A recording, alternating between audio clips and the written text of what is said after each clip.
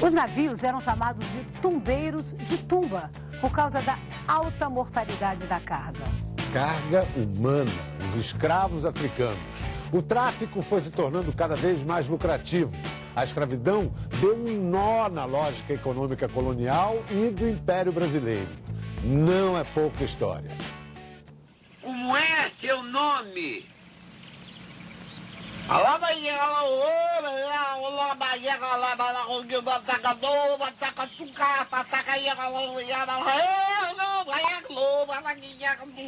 Corta. Tudo isso? Nossa!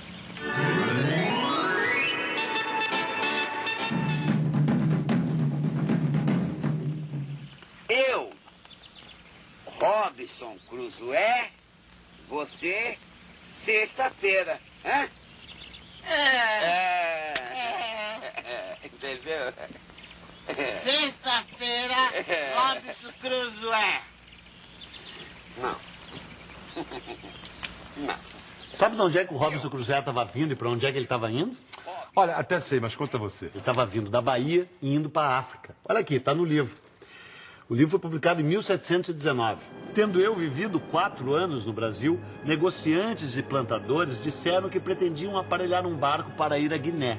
Já que a venda pública de escravos estava proibida, desejavam fazer apenas uma única viagem e descarregar discretamente os negros numa praia e dividi-los entre as suas próprias plantações. Em suma, queriam saber se eu aceitaria ir como comissário de bordo para dirigir os negócios. Pois é, o escritor Daniel Defoe estreava Robinson Crusoe no tráfico negreiro. Ele tinha concluído que não era senhor de engenho, proprietário de terra, fazendeiro, que ganhava dinheiro de verdade. Eram os traficantes de escravos.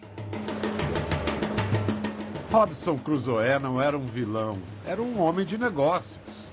Para a Santa Igreja, os negros africanos não tinham alma, podiam ser escravizados. A África já tinha mesmo uma longa tradição de escravidão. Um navio negreiro era só mais um navio cargueiro.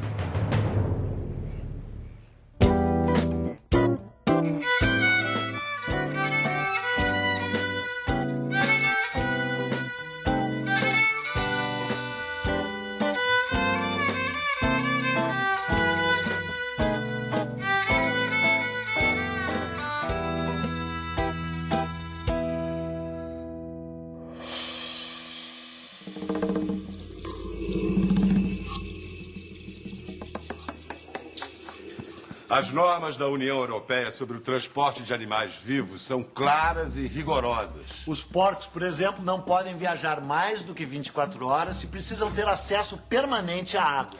Assim como os cavalos, bois, bodes e ovelhas, se a viagem durar mais de 24 horas, os animais têm que ser desembarcados e alimentados e precisam descansar um dia e uma noite em postos de controle.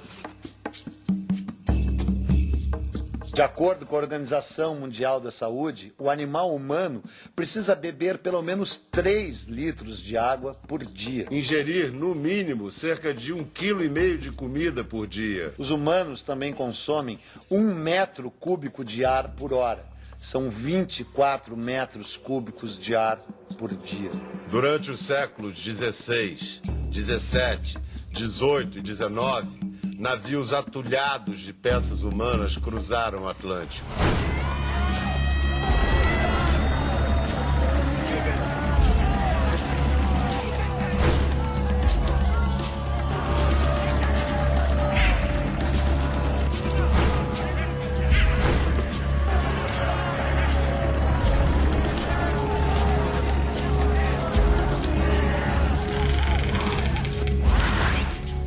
O senhor sabe as condições dentro de um navio negreiro? Como é que os escravos eram transportados? 4 meses de viagem, todo mundo junto, mais perto que eu e ele daqui. 4 meses sem poder se mexer, 4 meses com a comida da pior qualidade, quando ganhava. 4 meses com uma água salobra. Sabe qual é o nome dos navios negreiros? Tumbeiros. Vem de tumba. Porque de cada 10 escravos que entravam nesses navios, às vezes 4, 5 morriam. Só chegava a metade aqui.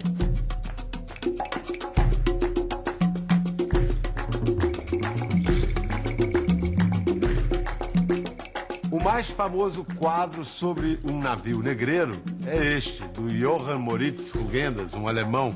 E não pinta uma cena assim tão tenebrosa. É, que ele próprio admitiu que tinha criado uma alegoria e que tinha suavizado as cores e a expressão. Mas mesmo assim, olha o que ele escreveu sobre o quadro. Os escravos são aí amontoados de encontro às paredes do navio e em torno do mastro. Onde quer que haja lugar para uma criatura humana e qualquer que seja a posição que se lhe faça tomar, aproveita-se. As mais das vezes, as paredes comportam, a meia altura, uma espécie de prateleira de madeira sobre a qual jaz uma segunda camada de corpos humanos. Muitas tribos negras mesmo vendiam escravos negros para os portugueses. Quando o tráfico foi proibido, os caras não poderiam, em tese, mais vender. Então o preço do escravo na África caiu muito. No Brasil, subiu muito. Eles traziam os escravos para plantar açúcar, depois para pegar ouro nas Minas Gerais. Depois para plantar café. Mas o que aconteceu? O que valia mais? Qual era o melhor negócio? O cara que mais ganhava dinheiro na máquina econômica, na roda econômica brasileira, não era o cara que plantava açúcar, não era o cara que tinha uma mina de ouro, não era o cara que tinha uma fazenda de café, era o traficante de escravos. No Brasil, a lógica econômica deu uma pirueta e uma peça da engrenagem, o escravo, se tornou mais valiosa que o produto final. Até que no início do século XIX, a Grã-Bretanha começou a perseguir os navios negreiros. Os britânicos, o império da época, a autoproclamada polícia do mundo, como os Estados Unidos hoje, os britânicos não resolveram combater a escravidão somente pelo idealismo de alguns. Havia vários objetivos comerciais na disputa. Até havia humanismo também, mas alimentado por interesses de mercado. Mercado. Essa palavra, essa ideia, começava a impor a sua supremacia. A Revolução Industrial não precisava de escravos. Queria consumidores. A contribuição luso-brasileira para essa história foi a instituição do comércio de escravos como base econômica para o império. Essa foi a novidade, a inovação.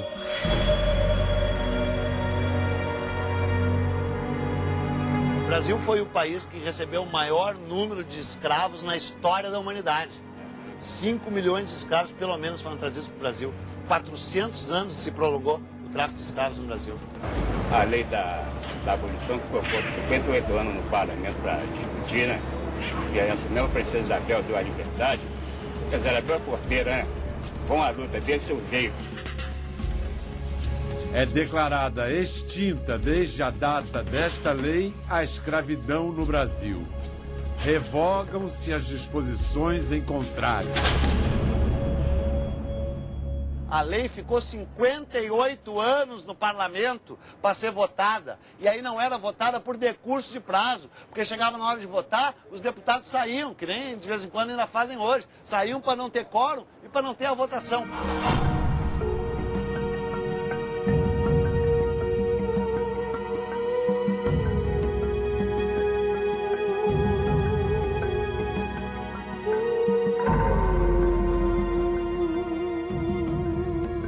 Com o passar dos séculos, a travessia foi se sofisticando, ganhando velocidade. No século XIX, a viagem durava apenas um mês e a mortalidade da carga viva caiu para 5%. Quase todos os documentos relativos a transações comerciais envolvendo seres humanos no Brasil foram destruídos, queimados, logo depois da assinatura da Princesa Isabel. Foi um auto de fé abolicionista e dizem que feito para apagar com o negro passado do Brasil. Mas a gente sabe que não foi nada disso. A questão é que não havia dinheiro para indenizar os proprietários de escravos. Eles eram proprietários de bens materiais e foram confiscados. Havia 700 mil escravos no Brasil. Eles valiam 210 milhões de contos de réis. E o orçamento geral do Império era 165 milhões.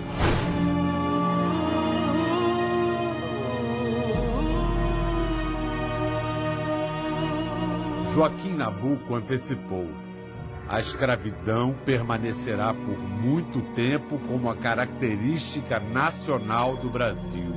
Insuflou-lhe a sua alma infantil, suas tristezas sem pesar, suas lágrimas sem amargor, seu silêncio sem concentração, suas alegrias sem causa, sua felicidade sem dia seguinte.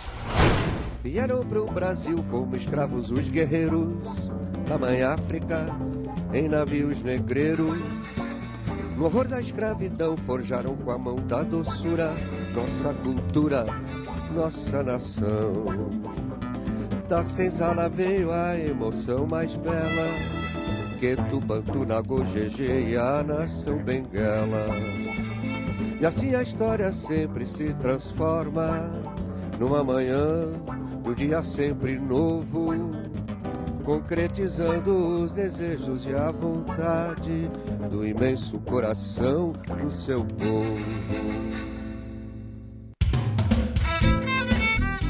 Na semana que vem, como Napoleão mudou a história do Brasil. Eu sou Napoleão. A mudança da família real portuguesa para o Rio de Janeiro é o assunto de nosso próximo episódio.